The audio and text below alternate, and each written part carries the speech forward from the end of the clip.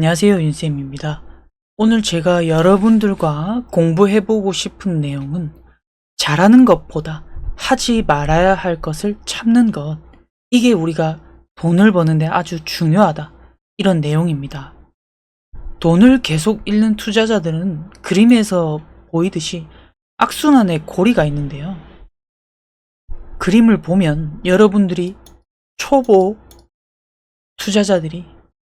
투자자로 시작해서 열심히 투자 공부를 하고 그 다음에 오랜 시간 매매 경험치도 쌓이면서 그러면 우리가 종목을 보게 되는 눈이 생깁니다.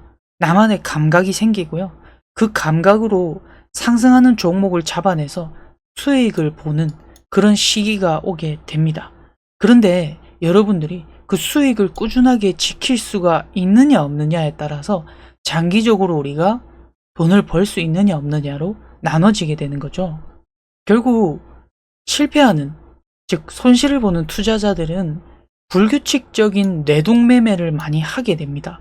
내가 잘하는 종목도 하고 또 급등하는 종목에 올라타게 되면서 여기저기 들쑤시고 다니는 그런 뇌동매매가 들어가죠. 결국 이 과정을 거치면서 앞서 내가 벌었던 수익을 도로 내뱉고 큰 손실로 이어지면서 다시 내 계좌가 제자리 걸음을 하는 이런 악순환의 반복이 되는 거죠. 결국 이 악순환을 끊기 위해서는 여러분들 이 과정 중에서 어딜 끊어내야 될까요? 이 그림을 보면 여러분들은 이미 정답을 알고 계십니다. 바로 불규칙적인 뇌동매매를 하지 않도록 이쪽에 있는 고리를 끊어줘야 여러분들이 여러분들의 경험치와 매매 기법을 가지고 수익을 지켜낼 수가 있는 거죠. 이 과정만 계속 반복하다 보면 여러분들이 장기적으로 수익을 쌓을 수 있게 됩니다. 그래서 제가 영상 초반에 말했던 게 있죠. 여러분들이 해야 할 것을 잘하는 것보다 더 중요한 게 하지 말아야 할 것, 건드리지 말아야 할 위험한 종목이나 차트를 하지 않고 인내하는 것. 그걸 참아야 내 소중한 수익을 지킬 수가 있다는 겁니다. 자, 그러면 여러분들 본론으로 들어와서 우리가 하지 말아야 될 기업이나 차트가 뭘까요? 일단 우리가 기업적으로 보면 연속으로 적자를 기록하는 기업은 웬만하면 하지 않는 게 좋고요.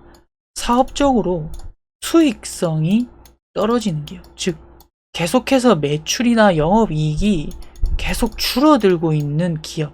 왜냐하면 기업이라는 게 실적을 바탕으로 주가가 올리기 때문에 성장성이나 이익이 떨어진다는 건 사실 기업의 가치가 떨어진다는 거죠. 그러면 주가도 길게 봤을 때 엄청나게 떨어질 가능성이 높다. 그럼 이런 종목들을 일단 하지 않는 게 좋겠고요. 그런데 오늘 여러분들과 이야기해 볼 내용은 전형적인 하지 말아야 될 차트의 패턴에 대해서입니다.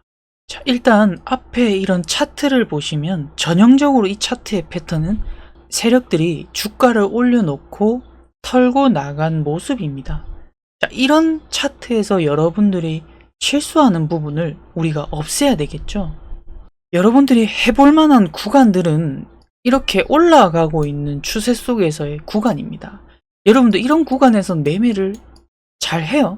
수익도 올릴 수가 있고요. 근데 여러분들이 항상 실수하는 부분이 뭐냐면 이런 구간에서의 매매가 계속 이어진다는 겁니다. 이 구간은 말이죠, 여러분.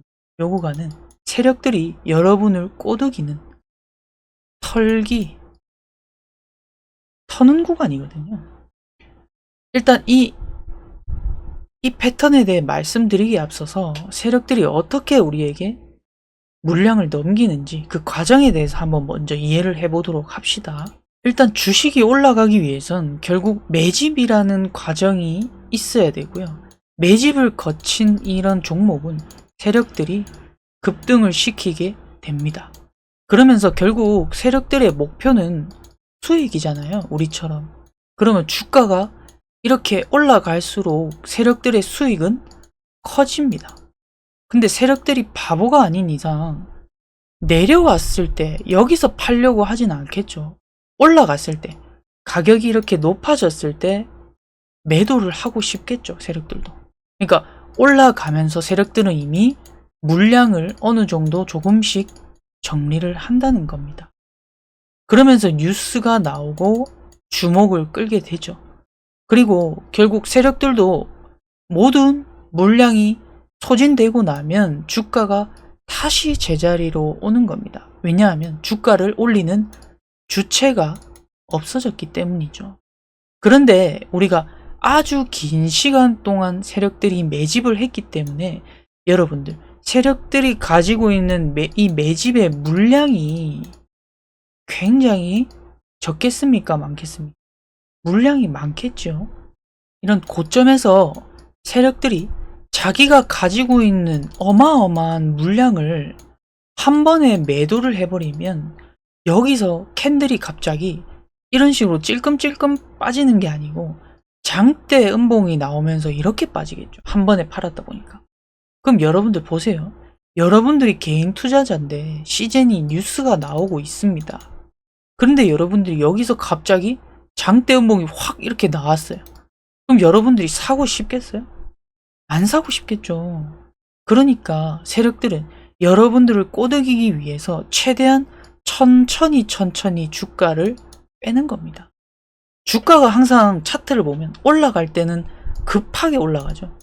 그 다음에 내려올 때는 질질질질 이런 식으로 오른쪽 경사가 완만하게 이런 식으로 내려옵니다.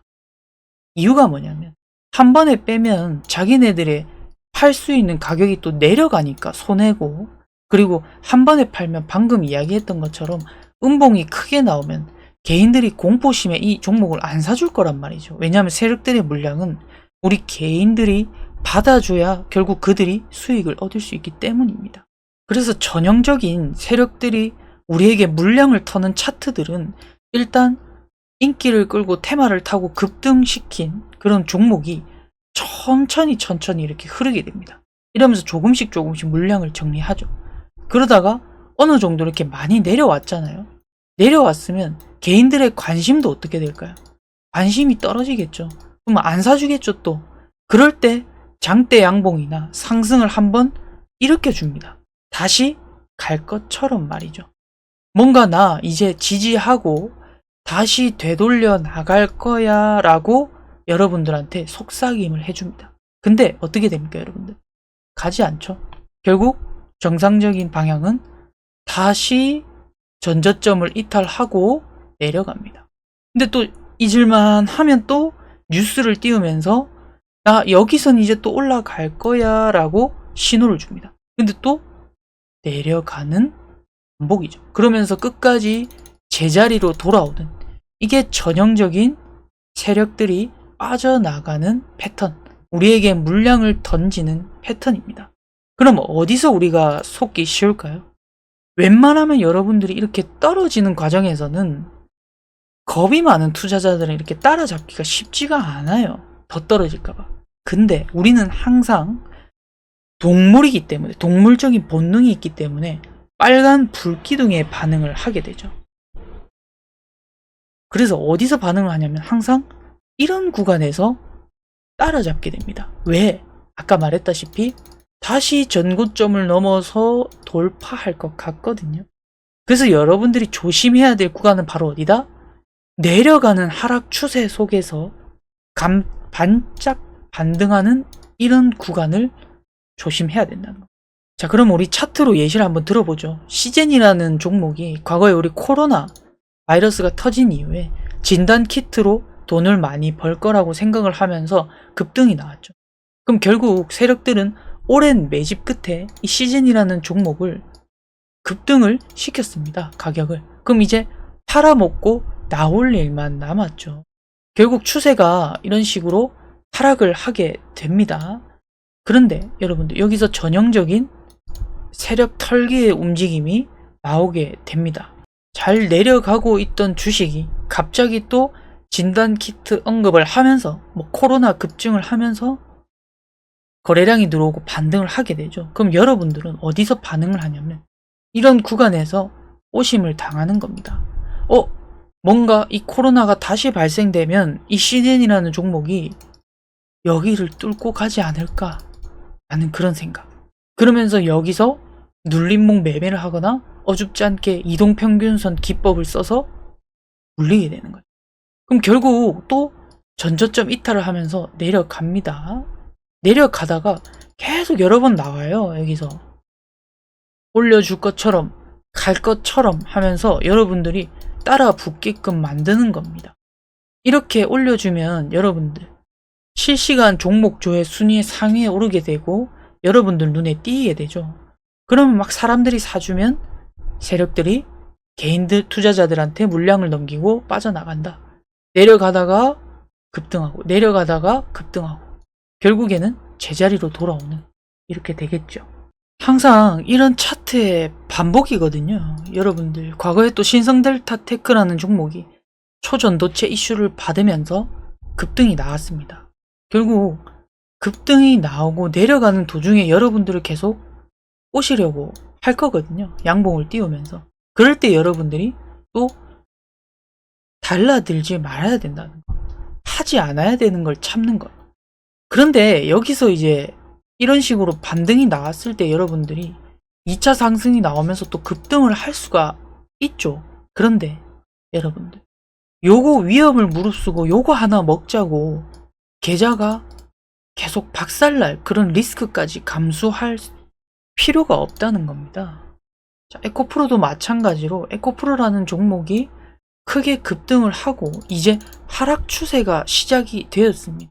근데 분명히 여러분들 그런 사람도 있었을 거예요.